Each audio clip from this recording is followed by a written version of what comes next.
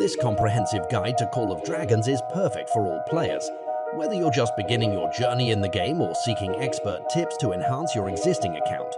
So stick around in this video for the most comprehensive guide ever created for Call of Dragons.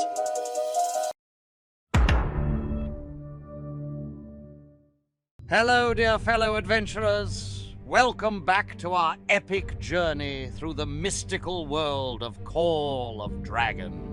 Alistair is a cavalry hero in Call of Dragons from the League of Order.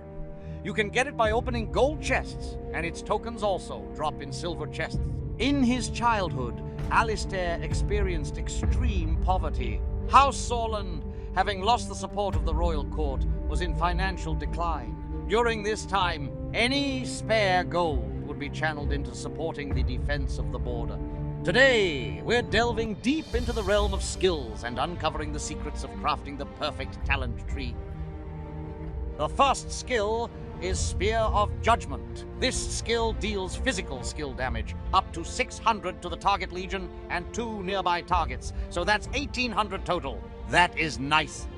Next on our list, we have a skill that's as straightforward as it gets. A 10% boost health points and a 10% increase in physical attack. Remember, the physical attack bonus specifically applies to units like cavalry, marksmen, or infantry. What's truly fascinating about this skill is that it doesn't require cavalry units to be used. Isn't that intriguing? Now let's dive into the skill called Hold the Line. However, it's worth noting that this skill may not be the most practical for an epic hero. It's tailored for attacking cities and strongholds, which isn't typically a task for epic heroes. This skill provides a 20% chance to boost your defense by 30% for 2 seconds when attacking cities and strongholds. Keep in mind that this can only trigger once every 5 seconds. So, while it's an interesting skill, its usefulness may be limited in most scenarios. The Light of Sorn's skill, 4th skill. When Alistair's Legion has over 50% of units remaining, it has a 20% chance to gain Riposte and Passion when launching normal attacks and increasing the counter-attack, damage dealt by 30%, and rage accumulation speed by 30%. For 3 seconds, this can be triggered once every 5 seconds. Did you also notice this? This skill also doesn't require cavalry units. Quite interesting. So, to recap, the first, second, third, and fourth skills don't require cavalry. Technically, you could use them with marksmen, even though their attack range is quite close, which may not be the most effective choice. Additionally, you could technically use them with infantry, although he's not particularly tanky. However, when it comes to area of effect damage infantry, it does add an interesting dynamic to the mix, doesn't it? Now, here's the twist. The final skill shows that we do indeed care about cavalry. When Alistair leads cavalry units, they deal 10% more normal attack damage and 10% less damage. The Awakening skill is where you might say, hold up, wait a minute, cavalry is important after all. This skill is undeniably potent, affecting the normal attack damage, which is the damage you deal when directly targeting someone, not the skill damage. It adds a layer of power to cavalry units led by Alistair, making them even more formidable on the battlefield. That's it! Now let's move to the talent section, and we will focus on cavalry tree talent. If you find yourself leading numerous cavalry marches, experimenting with Alistair as your primary hero could be worth considering. However, it's crucial to keep in mind that cavalry units often play similarly to rogues in that they aim to deal substantial damage while avoiding becoming the primary target of enemy attack. They excel at dishing out damage and tend to be less susceptible to taking damage themselves. Therefore, the tank tree in Alistair's talents becomes an intriguing idea, particularly due to the inherent speed advantage that cavalry units enjoy over other unit types. Consider renaming the talent preset to something that's both easy for you to remember and switch to.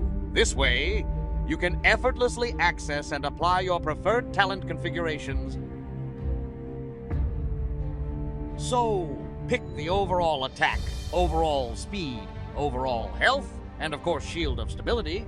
Now we take the cavalry tree and pick the cavalry speed, And here's the key reason why venturing into the cavalry tree is crucial. Regardless of your chosen talent build, these talents are essential predecessors because the cavalry tree offers a disproportionately high level of benefits, specifically tailored to cavalry unit.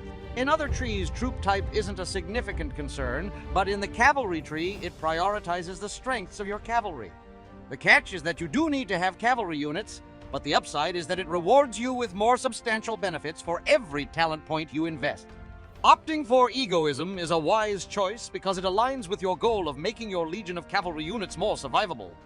This talent helps reduce the hero's skill damage they take, ensuring that your cavalry becomes a formidable force on the battlefield. Now, from here, you have some interesting choices. You can either take extra 10% chance to grant your legion 10 rage when you launch normal attacks, or make your legion deals 4% more skill damage. Of course, I will choose to increase the skill damage. Why?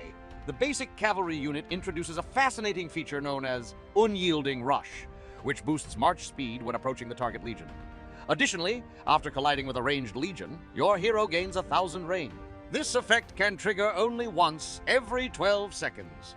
The key concept here is that if you're already going to have a full rage bar, it's wise to maximize your skill damage. This is where intimidation comes into play. It enhances your skill damage output since your rage bar will already be at its peak, ensuring your hero's abilities hit with maximum impact. Next, we will choose Perfect Ferocity, because your legion gains synergy when they enter battle. Again, increasing their hero skill damage by 15. Marksman Counter Tactics is the best choice, because your units will deal 5% more damage to the marksman units. If you to deal with all other units, you can select Swift Analysis, but less damage percent.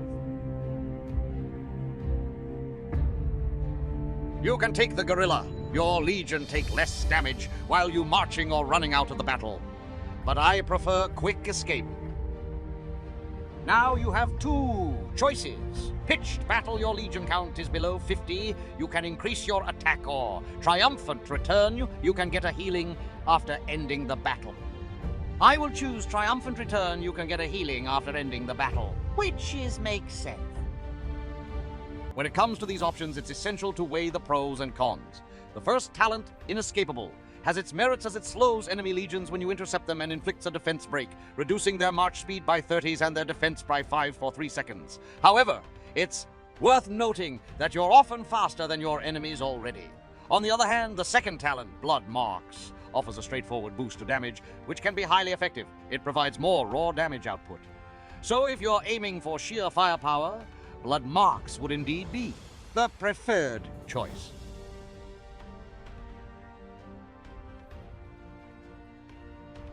Now, if you have more extra talent points, you can use them, for example, in Tank Tree, Pick Overall Defense, March Speed, and Encouraging Dance.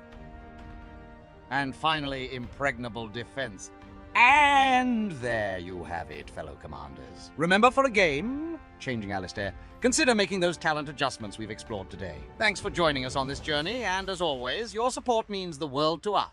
Until next time, may your battles be victorious, and may the dragons guide your path